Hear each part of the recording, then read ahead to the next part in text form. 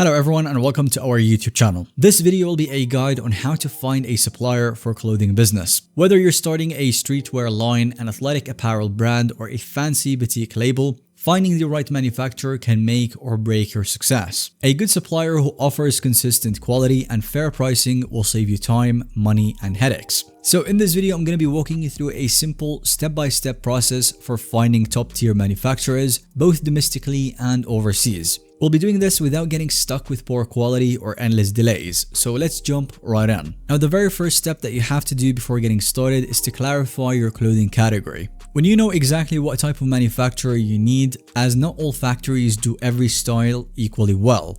For example, if you are offering sportswear, factories that specialize in spandex, polyester blends, or athletic cuts. For streetwear, you might need heavier cotton, perhaps special printing or embroidery. And for the luxury, then we will need factories that offer silk, fine wool, or other high-end materials. So start by listing the exact materials, printing methods, or styles that you require. For instance, if you want quick dry fabric for gym shorts, you need a factory that has the machinery and the expertise with those fabrics. If you want oversized hoodies with thick cotton, then you will look for a different type of facility. Clarity here saves you from expensive sampling mistakes later on. Next up, you want to explore major manufacturing marketplaces like Alibaba, Made in China, or others. Alibaba specifically is a giant online supermarket of factories worldwide. It's absolutely excellent for a first pass because it's easy to browse. As you can see, you can filter by product category. So I can either look for sports t-shirts, streetwear hoodies, or denim jackets. And the payments are somewhat protected through Alibaba's trade assurance system. Now, if you want domestic suppliers, then you can start looking at local directories. But if you're aiming for overseas manufacturing at a certain price point, then Alibaba is often the go-to.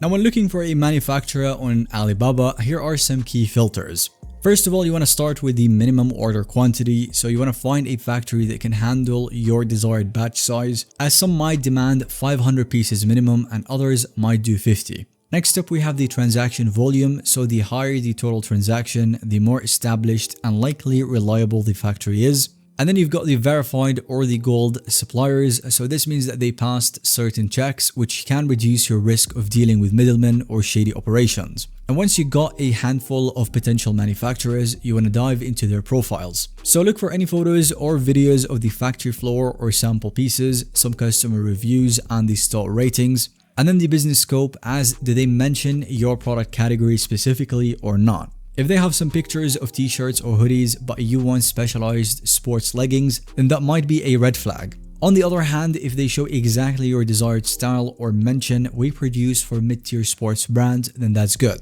Next up, you can easily message them. Alibaba makes this very easy to do so. You can describe your project, ask for a sample quote, and then request photos of similar items that they have produced. This can help you confirm that they have done your style previously. You want to compare at least 3 to 5 factories so you can gauge the quality, price, shipping times, and communication speed. Now, I know this might be easy, but you want to resist messaging just one supplier. If you only talk to one, then you have no baseline. When you contact multiple suppliers, you can see the range of the quotes. Some might be surprisingly high or suspiciously cheap. You can also see how quickly they respond, how good their English is for communication. This is a great time to ask each one about the shipping methods, typical production time, and the ability to do custom labeling or embroidery. I really recommend that you look for verified or the gold status on Alibaba. This typically means a third party has visited or confirmed the factory's existence. Those verified suppliers often have better reliability and fewer sudden scams.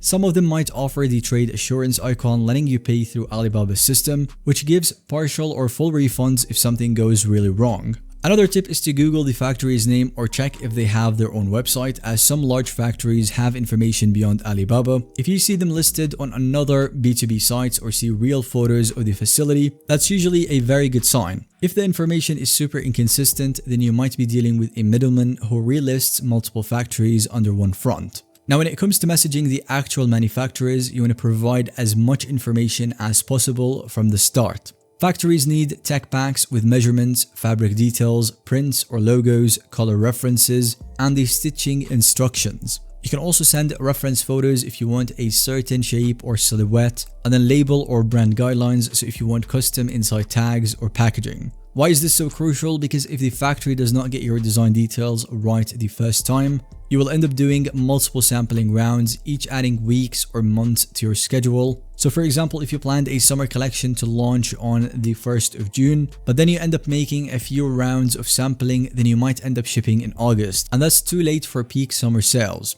Meanwhile, if you are thorough from the start with your tech packs that can help them deliver a more accurate sample in the first try, then you end up getting ahead of schedule. If you lack design skills for a perfect tech pack, then consider hiring a freelance fashion designer or a pattern maker to create one for you. The cost that you spend upfront saves time and money later on. Now finally, once you have found a few suppliers that you like, you should discuss the pricing, whether they offer a discount at 300 units or 100 units. Is there a deposit? Usually it's about 30 to 50% in deposit and then pay the remainder after inspection. You can set the timelines to confirm the lead time for sampling, production, and shipping. If they claim 2 weeks for sample, 4 weeks for production, then you want to hold them accountable. And then we've got the payment terms, so typically via Alibaba's secure system or PayPal or T2T bank transfers. Using Alibaba's trade assurance is safer for first-time orders. And finally, for the quality control, you want to consider paying for an inspection if you are doing a bigger run.